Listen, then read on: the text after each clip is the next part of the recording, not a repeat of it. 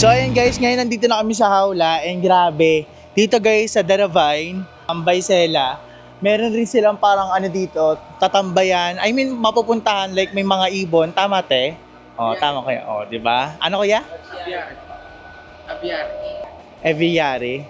Ayan, so madaming ibon dito like may mga parrot, may mga manok, parang mini zoo na siya.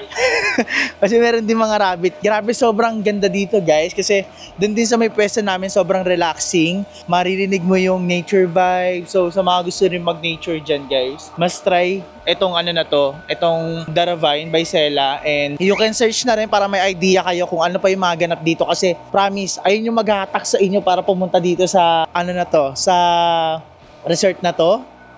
I don't know kung ano to. But ayun, sobrang ganda. Ang daming rooms. And ayun, perfect to for family. And syempre, parang may nag-ano dito kuya? May nag-team building? Oh, may nag-team building guys. Kasi nga mayroong activities like zipline. And yung maglalakad ka sa ere. Yun, kakatapos na namin kanina mag-zipline guys. And kung nakita nyo naman, di ba, sobrang saya. And may sapa. Yung sapa kuya, ano yun? Iba yung ano, daan? Dito? So hindi na namin mapupuntahan siguro yung Sapa, but ayun, sobrang enjoy niya guys. And kung pupunta kayo dito, dapat mga ilang days kayo mag-stay, pero it's up to you guys. At sobrang lapit niya lang sa Manila. From Manila to Indang, Cavite siguro mga 1 to 1.5 hours. So ganun kabilis kung gabi kayo babiyahe, pero kasi puro traffic na sa Manila, so ayun, asahan nyo na. Pero sobrang ganda dito guys. Must try, promise. Ikaw na, ano masasabi mo? Ano masasabi mo? Okay naman siya. And yun, medyo mahina lang talaga ako sa sa tuhod. Kasi paakyat. Pero okay lang naman kasi kaso nga lang hindi na talaga carry today. And pauta din kami sayang. Ayun, na-enjoy namin yung moment. Lalo itong part na to. Kasi first time makakita ng mga lovebirds na yung actual sa harap mismo. Kasi usually lagi lang sila sa cage. Wala, bumababa na sila. Ayan. Para talaga tayo nasa Jurassic. Ito ay Irok 3. May mga Ayan guys, so nandito na tayo sa Trump. Trump to, tama ba? So nandito kami guys. Ayun na, kasi hindi na kami nahagdan eh. Ayun na, ginamit namin yung automatic ano nila. Pababa. Diba? Andun kami nakaraan guys. I mean, kanina lang, diyan kami bumaba, pababa, tapos paakyat. And medyo ngatog lang siya.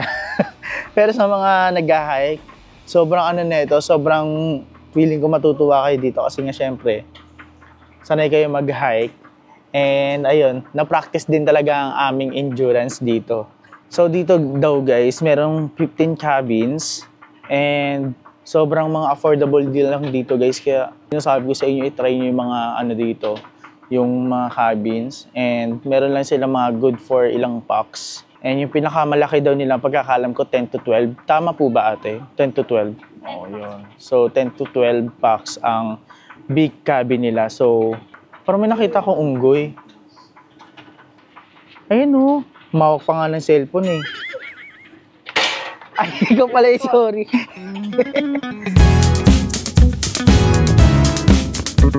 Hello guys! Ayan, muli na naman tayo nagbabalik sa panibagong video. And syempre, yo! Ay, nakuha na nila. Hindi kasi ito ay dugtong lang sa nakaraang ano natin vlog. Ay, kanina lang. Hindi tayo sure baka isang video to. Ay, isang video. So, ayan kasi galing kami kanina dun nga sa may ano yun? Daravine. So, ayan, galing kami staycation kanina and ngayon, naisipan namin dumaan muna sa Tagaytay at ayun, nakita namin tong cafe na to. Dahil alam mo yun, nag-i-scroll lang kami. Scroll. Tapos nakita namin yung cafe na to and syempre, nakakagulat kasi ang may-ari pala nito, si Rosemar. Yes. Nadaanan din natin actually yung laundry. Ayun, nakita Diba? Nakita niyo din. Pink. Nagulat din kami. Kala namin parang Grabe. Ngayon na-excite kami pumasok. I mean, nakapasok na pala kami. Nakapag-order na rin. Nakita namin sa Rosemar. Yes, andito si Ate Rosemar guys. And ngayon, Hindi kami ganito sa loob. Mahihain kami sa loob. Dito Tahimik. nakakatalak kami.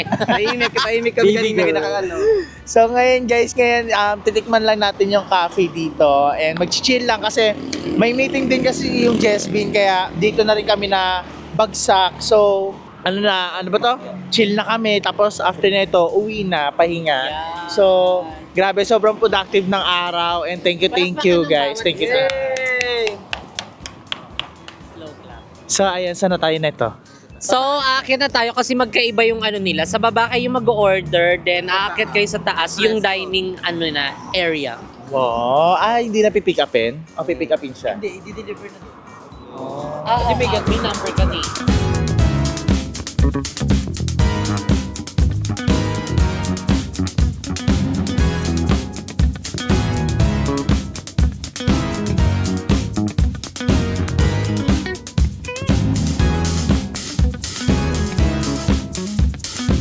So ayan guys, nandito na tayo sa taas and second floor siya and katabi lang rin siya ng Kubli Cafe, yung isa rin sa mga nakilala sa TikTok and ayun nga, Pamus Cafe. So ito ay pagmamayari ni Ate Rosemar at ayun, naiya na kami bumaba kanina kasi kanina pagpa-picture na kami but ayun nga, nasa baba siya, chill lang siya. Second floor siya, meron sa baba and meron sa taas. And actually parang ano na rin siya, bistro.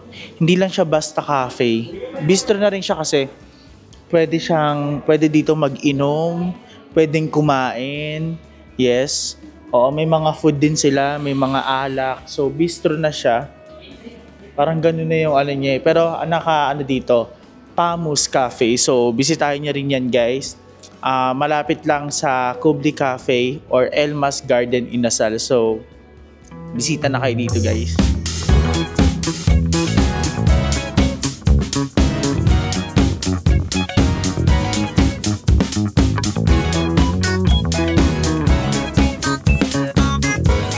So ayun guys, nandito na yung mga pagkain namin and nandito na rin yung mga drinks. At meron tayo dito chicken buffalo, carbonara, and then yung trinay ni Jessica na sardines. Spanish sardines na pasta. Parang sarap na Spanish sardines na pasta. Sarap soy. Saka maanghang yan ha. Oo. Ay, Pag mga... sige, na lang. Ayoko Hindi, naman. Ay.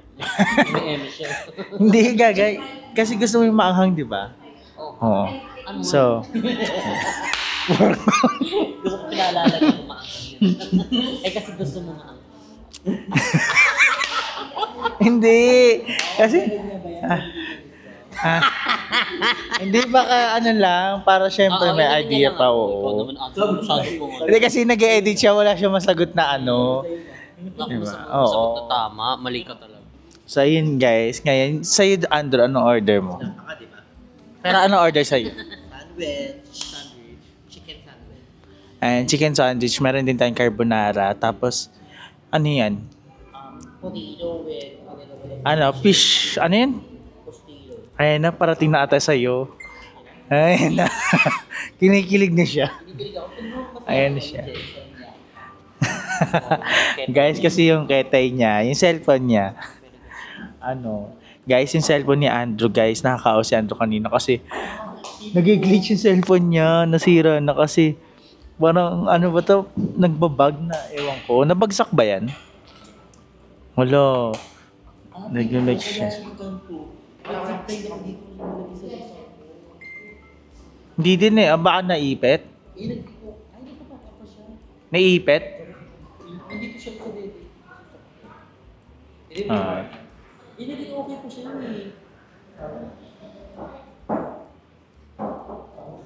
Yan. So, ayan, waiting pa kami sa ibang orders. At ayun, habang waiting kami, nag-edit na rin kami dito. Si Bala nag-edit doon, naka-laptop.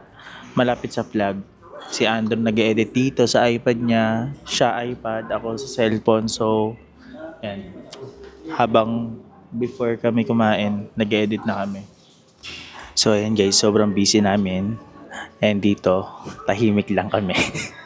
Look, tignan niyo sila. Ayan, si Andrew nag-edit. Ayun. Hi! Hi ka! Oh, ganda. Ay, ganda. Ganda mo. Hayop ka. Ala siya, tumikim pa. Tapos ito, isa ring busy. Ayan. And then yung isa, meeting siya. At si Balong nasa likod namin eh. Nandun siya sa may kabila. Hindi ko na ipakita kasi baka mahagip yung ibang tao. Andun siya nag-edit din. So ngayon kakain na muna tayo para diretsuhan na.